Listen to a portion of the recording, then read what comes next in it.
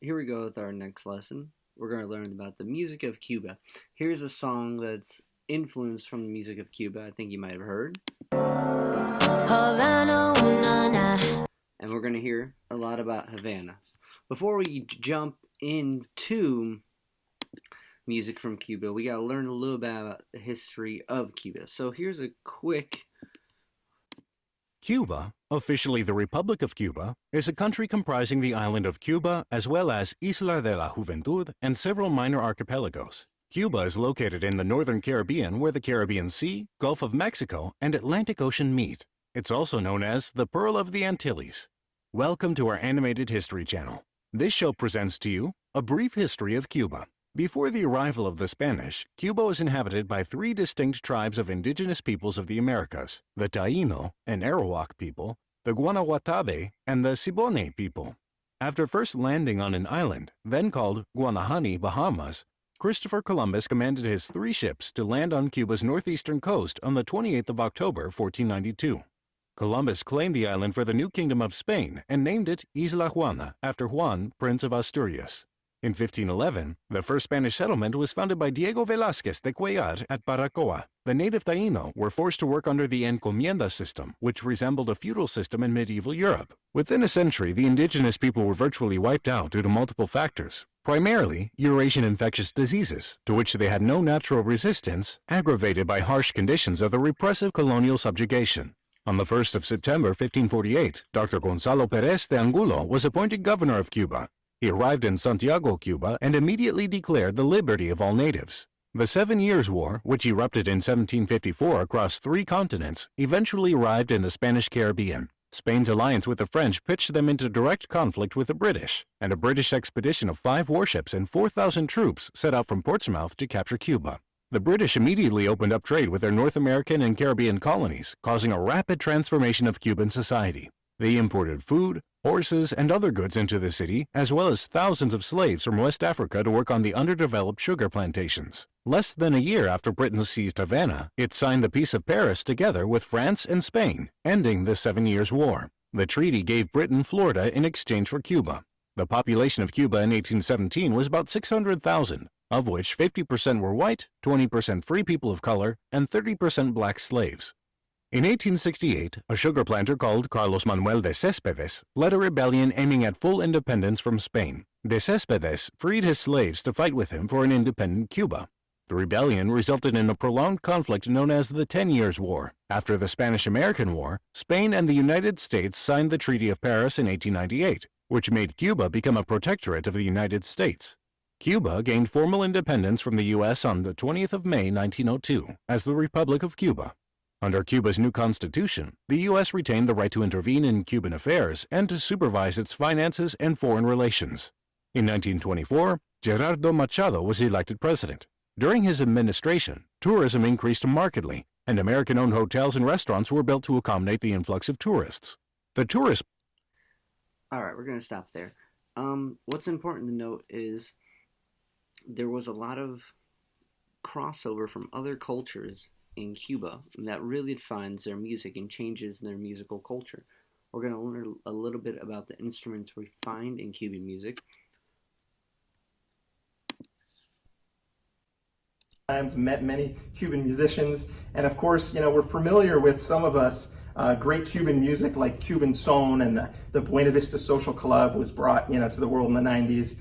So these dance band musics that were playing a variety of genres from mambo, the cha-cha-cha, to rumba, guajiras, son montuno, all this got started back in really the 20s and the 30s when Cuba was tremendously influential in really the commercial world of Latin music.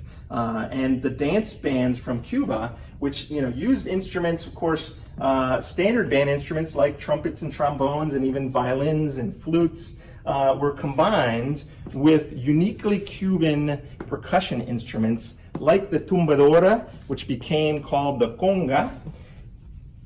These are really old, but these ones are from the 1940s, so these are kind of really early style. Like the timbales, which is a Cuban invention that really is descended from timpani, European timpani that were used in Cuba, that eventually in these portable dance bands, they created a smaller format of that, and, became famously known as timbales.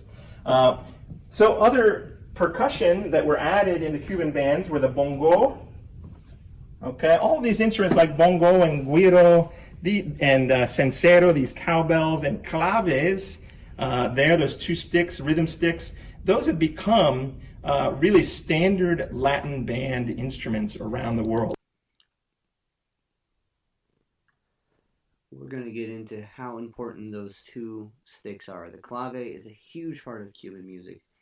Oh, it's got to keep going. Whether you're playing merengue or boleros or cumbia or salsa or any number of genres, right? What a lot of people don't always appreciate fully is how much the African roots in Cuba and other countries in the Caribbean have played into this wonderful music, that we know and is enjoyed around the world. So we put together part of our exhibit, this section called Staging the Sacred, which is focused on some of the Afro-Cuban ritual traditions, one of the most commonly known is Santeria, but there's different, essentially, religious societies, like Abacuá and Iesa and Arara, and of course, La Regla Ocha is the formal name of Santeria. So we have different instruments, but we also have an example of like a ritual costume that's used by a dancer. This here, people love this when they come to MIM. It's called an ireme. Ireme is sort of like the collective ancestors. So somebody dons on this ritual wear and they become possessed by the ancestors. And so they're inviting the ancestors to the ceremony, and then they ritually purify, the area before the music and the rest of the ceremony starts.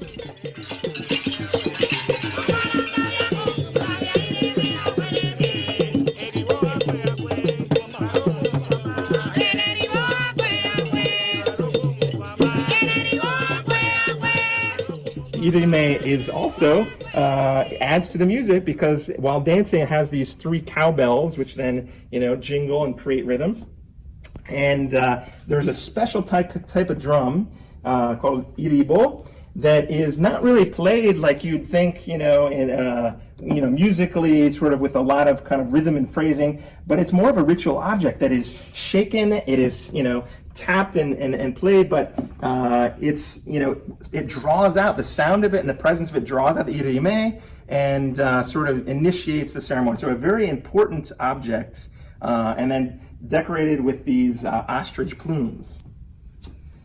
So some of the other instruments, one of the ones I really want to focus on, two things, is the fact that being ritual drums. So these hourglass drums, this is called a bata. So you have a larger head on this side, and then you have a smaller head on the other side, both with different tones. And three of these bata are played simultaneously, while there's also singing and dancing and sometimes some other instruments. But when they start the ceremony, they don a ceremonial apron.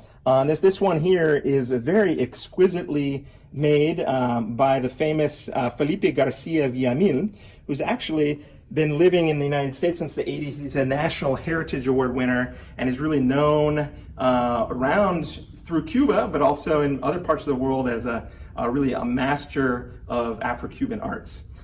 So we're proud to have his beadwork and ceremonial aprons here. The last instrument, and this is really exciting to me personally because I've been following this band called Irakere for many years now. The original musicians, eventually many of them went on to have solo careers.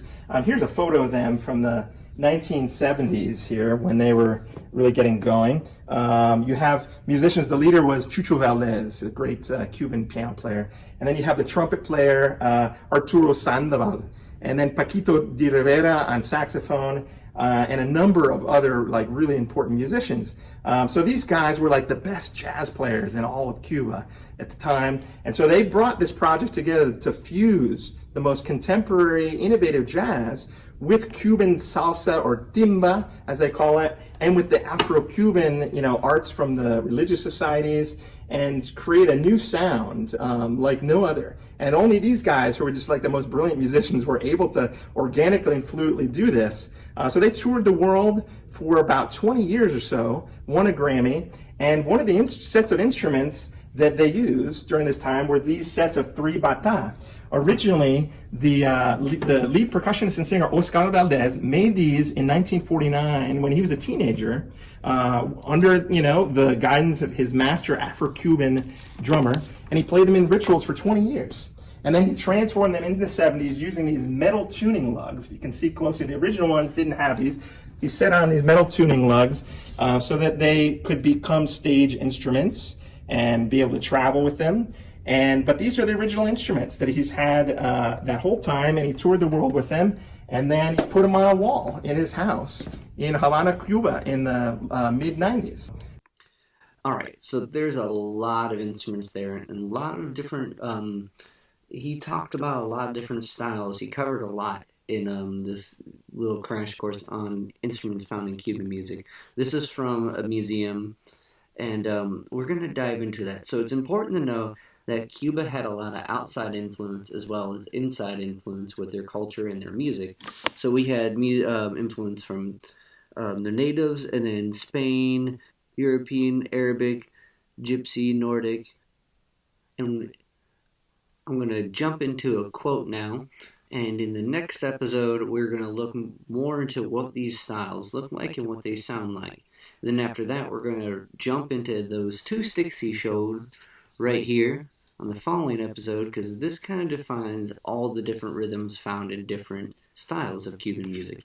Okay, before we go, here's the quote of the week from Albert Einstein. Learn from today, live for tomorrow. Here's the quote of the week. Learn from yesterday, live for today, and hope for tomorrow. The important thing is not to stop questioning.